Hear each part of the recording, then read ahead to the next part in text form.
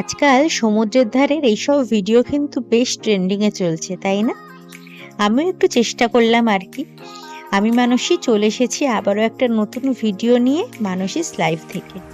দুজনে চলে গেছিলাম পুরীতে দুদিনের জন্য। বেশ ভালোই কাটালাম।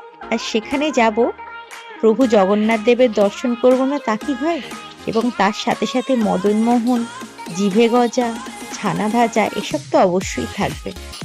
সেদিন অনেকটা রাতেই পৌঁছে গেছিলাম পুরীতে।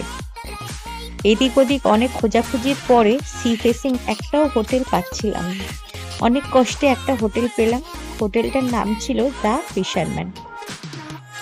হোটেলটা বেশ ভালো ছিল, আমাদেরও বেশ পছন্দ হয়েছিল, ছোটখাটোর মধ্যে এবং একদমই সি ফেসিং ছিল বলে বেশ ভালো লাগছিল। কিন্তু ওই যে আমরা যেখানে যাব আর সমস্যা সেখানে হবে না, এটা তো হতেই পারে না, তাই না? হোটেলের নিচ থেকে ওপরে প্রত্যেকটা মেম্বারের ব্যবহার ভীষণ ভালো ছিল। শুধু এইটুকুনি বলবো, লকগুলো একটু চেক করে রাখলে ভালো হয়। আমরা ওই যে লকের সমস্যাতেই পড়েছিলাম।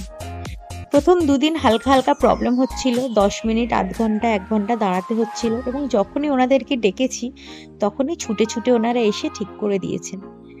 যেদিন ফিরবো ঠিক তার আগের দিন রাতে হোটেল থেকে খেয়ে বাড়ি ফিরে প্রায় 11:30 নাগাদ 1 থেকে 1.5 ঘন্টা দাঁড়িয়ে আছি, লকটা কিছুতেই খুলছে না।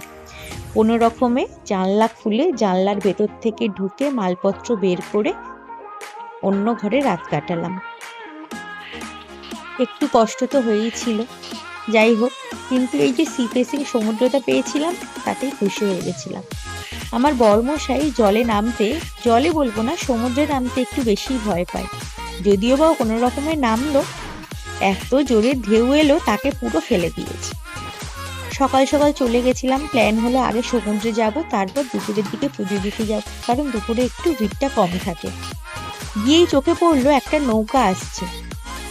এই সময় এর আগেও গেছি, অনেক নৌকা আসে। জিজ্ঞেস করতে বললো ওয়েদারটা খারাপ থাকায় বেশি দূরে যাওয়া বারণ আছে, তাই জন্য একটা দুটো নৌকা ওই কাছাকাছি গেছে। হ্যাঁ, সত্যিই ওয়েদারটা খারাপ ছিল। আমরা যখন যাচ্ছিলাম তখনও বৃষ্টিই হচ্ছিল। নৌকাটা আসার পরে সেই কত রকমের মাছ সাজিয়ে বসেছে। ওই একটা দরদাম করছে আর কি। কেউ হোটেলে নিয়ে যাবে, কেউ বাড়িতে নিয়ে যাবে, কেউ মাছটা কেটে হোটেলে নিয়ে যাওয়ার জন্য রান্না করে খাবে, সেই জন্য নিয়ে যাচ্ছে। মাছের নানা রকম দর উঠছে। যদিও বা আমরা শুধু দেখেই খুশি হয়েছিলাম, আনতে পারিনি, কারণ আমাদের হোটেলে এরকম কোনো ব্যবস্থা ছিল না। এগুলো দেখে অনেকক্ষণ সময় কাটিয়ে ভাবলাম এবার স্নান করে একটু মন্দিরে পুজো দিয়ে আসি। কথা মতো তাড়াতাড়ি রেডি ফেডি হয়ে মন্দিরে চলে গেলাম। আপনারা সবাই জানেন যে মন্দিরের ভেতরে ক্যামেরা নিষিদ্ধ আছে, সেই জন্য মন্দিরের ভেতরটা দেখাতে পারলাম না। মন্দিরে গিয়ে দেখি ওখানে মন্দিরটা কিছুক্ষণ বন্ধ আছে, কারণ দুপুরের ভোগ দেওয়া হয়েছে। ওই যে হোটেলের দুঃখ কাটিয়ে এখানে একটা খুশির খবর পাবো, সেটাও একদমই ভাবতে পারিনি।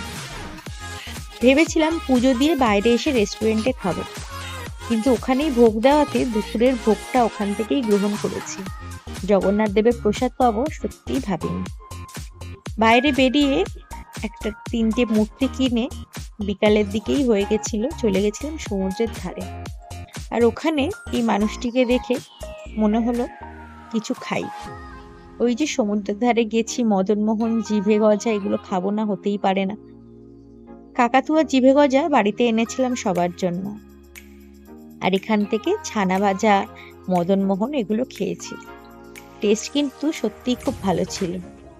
একবার না, দুবার না, তিনবার খেয়েছি আমরা।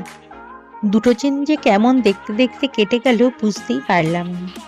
অবশেষে বাড়ি যাওয়ার সময় চলে এলো। ভিডিওটি ভালো লাগলে অবশ্যই লাইক, কমেন্ট, শেয়ার করতে কিন্তু একদমই ভুলবেন না। দেখা হচ্ছে আপনাদের সাথে অন্য কোনো ভিডিওতে।